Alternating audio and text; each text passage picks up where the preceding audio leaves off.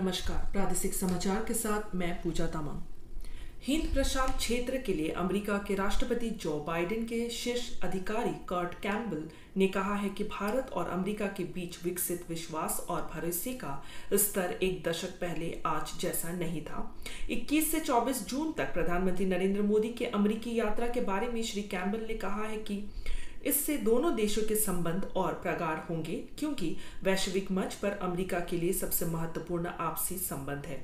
उन्होंने कहा कि प्रधानमंत्री मोदी की यह यात्रा दोनों देशों के लिए निवेश और लोगों के बीच संबंधों के लिए और नए रास्ते खोलेगी। प्रधानमंत्री नरेंद्र मोदी इस यात्रा के दौरान अमेरिकी कांग्रेस के संयुक्त अधिवेशन को संबोधित करेंगे। श्री मोदी दूसरी बार अमेरिकी कांग्रेस के संयुक्त अधिवेशन को संबोधित करने वाले पहले प्रधानमंत्री होंगे।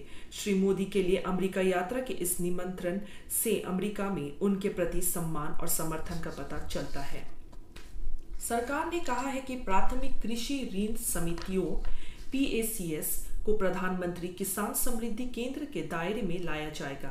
देश भर में लगभग 1 लाख प्राथमिक कृषि ऋण सहकारी समितियां मौजूद हैं। सरकार से समृद्धि के प्रधानमंत्री नरेंद्र मोदी के दृष्टिकोण को साकार करने के लिए सहकारिता मंत्रालय ने 5 महत्वपूर्ण फैसले लिए हैं।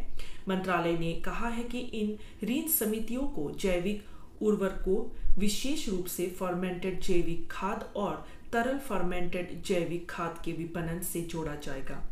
मैपिंग के आधार पर उर्वरक खुदरा विक्रेता के रूप में कार्य नहीं कर रही इन समितियों की पहचान की जाएगी और व्यवहार्यता के आधार पर उन्हें चरणबद्ध तरीके से खुदरा विक्रेता के रूप में कार्य करने के लिए प्रोत्साहित किया जाएगा।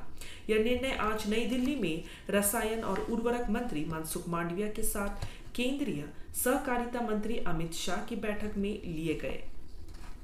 मुख्यमंत्री पेमा खांडू ने राज्य के 13 जिलों के उपायुक्तों से आग्रह किया है कि वे सीमावर्ती क्षेत्रों में रक्षा उद्देश्य और सड़क निर्माण से संबंधित अपनी संबंधित भूमि मुआवजा मूल्यांकन रिपोर्ट जमा करने की प्रक्रिया में तेजी लाए। बुधवार को कई परियोजनाओं, कार्यक्रमों और लंबित मुद्दों की स्थिति की समीक्षा करने के लिए उपायुक्तों के साथ 26वीं ई-प्रगति बैठक की अध्यक्षता करते हुए श्री खांडू ने उनसे संबंधित भूमि मुआवजा मूल्यांकन रिपोर्ट जमा करने की प्रक्रिया में तेजी लाने का आग्रह किया, ताकि BRO, ITBP और NHIDCL जैसे उपयोगकर्ता एजेंसियां अपनी ओर से आगे बढ़ सके। उन्होंने सभी लंबित मामलों को पूरा करने के लिए प्रत्येक DC से समय सीमा की मांग की।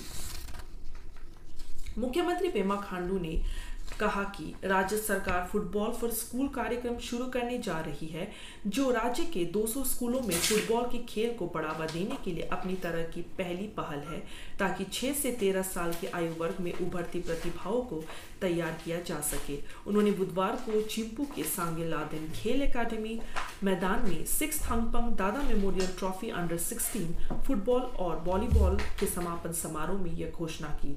मुख्यमंत्री ने कहा कि ओलंपिक खेलों में पदक जीतने वाले खिलाड़ियों को दी जाने वाली बढ़ी हुई नकद प्रोत्साहन राशि के अलावा राज्य सरकार ने मेधावी खिलाड़ियों के लिए पुलिस विभाग में 10% और अन्य सभी विभागों में 5% आरक्षण रखा है।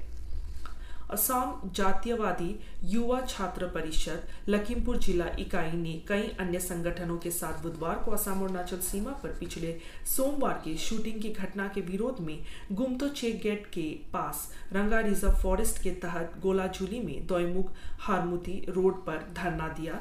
धेमाजी जिले में असम के पानबाड़ी क्षेत्र की सीमा से सटे लोअर सियांग जिले के तोराजान इलाके में हुई इस घटना में असम के 2 लोगों की मौत हो गई और 2 अन्य घायल हो गए। प्रदर्शनकारियों ने अरुणाचल प्रदेश सरकार से मृतक व्यक्तियों के परिवारों के लिए 50 लाख रुपए और घायलों के लिए 5 लाख रुपए का तत्काल मुआवजा प्रदान करने और गिरफ्तार किए गए सभी 5 लोगों को धेमाजी पुलिस को सौंपने की मांग की। उन्होंने दोनों राज्य के बीच जटिल सीमा मुद्दे का एक सौहार्दपूर्ण और स्थायी समाधान खोजने की भी मांग की। पड़ोसी असम के धेमाजी जिले के एक कथित ड्रग पैडलर को बुधवार को ईस्ट सियांग जिले के ओयान गांव के पास से गिरफ्तार किया गया और उसके कब्जे से 25 ग्राम से अधिक संदिग्ध हेरोइन बरामद की गई। इसी के साथ ही समाचार बुलेटिन समाप्त हुआ। नमस्कार।